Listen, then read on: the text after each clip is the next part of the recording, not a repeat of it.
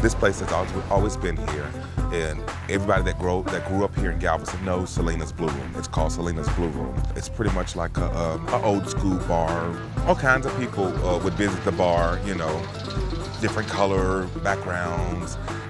Miss Selena, she was very accepting, you know, her and her daughter, they were very accepting, open arms. They made everybody feel welcome when they came in. As long as you ain't start no problems, you know.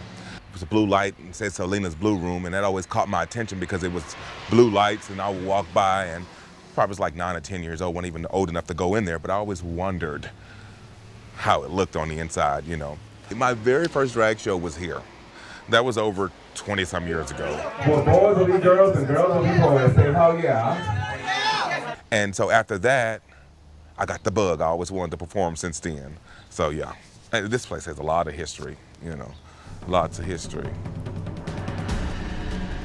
So this is truly amazing what Ike is dishing out right now. An absolutely stunning imagery coming in, and you can see distinctly where the eye wall is. So this is starting to be taken very, very seriously. Now we're getting some new wind reports.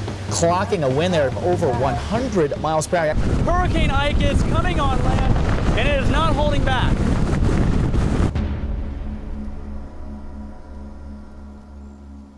The winds and the rain picked up at around 7:30. The sun was shining, and we were just sitting on the porch long enough until it was unbearable to sit there.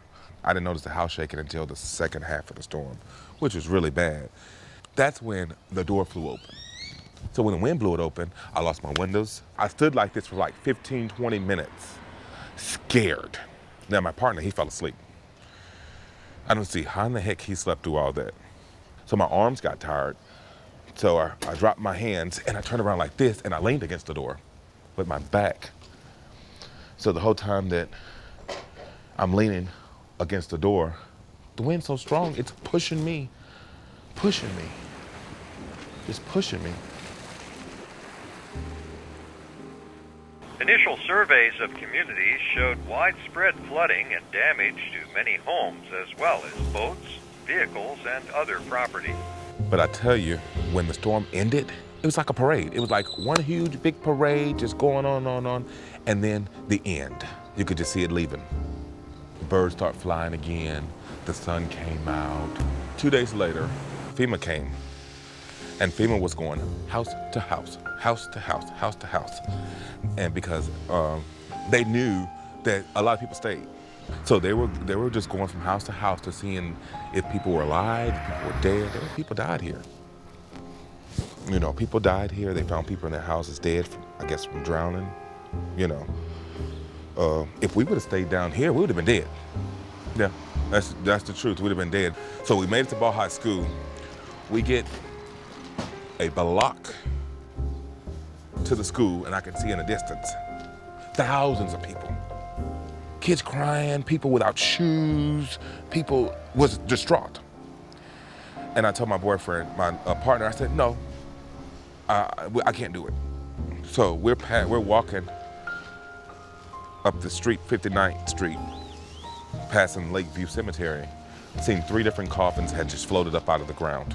Houses that just had fallen in. You know, I didn't know how to read the FEMA's thing that they did on these, every place they went to, they marked it. It was either saying nobody there, or it was saying how many people were there, or it was saying someone's in there dead. And we'll walk by and, oh baby, somebody's in that house dead. You could tell by, you know, what FEMA had written on the doors. That same day that we had left out, we also stopped by the community center here in Galveston on 47th and Broadway. That was the spot where the National Guard was, and they were giving out food and water and stuff, and giving us newspapers so we could see what was going on, because we didn't have no type of communication. So when I came out, the sign, her original sign, Selena's Blue Room, had broken and had flown in our yard. That's the first thing I noticed when I came outside the next morning before we left out. The first thing I noticed, I looked and I seen that sign, and that sign was laying right there in the middle, right in front of that truck. And that sign had been up there over 40 years. And to see that sign land on the ground, and me as a little kid, 8, 9, 10 years old, walking through here and seeing the sign and the beautiful blue colored bulbs, and to see it on the ground, I said, it's all over with, you know. But this place, it stood. It stood. It's still here.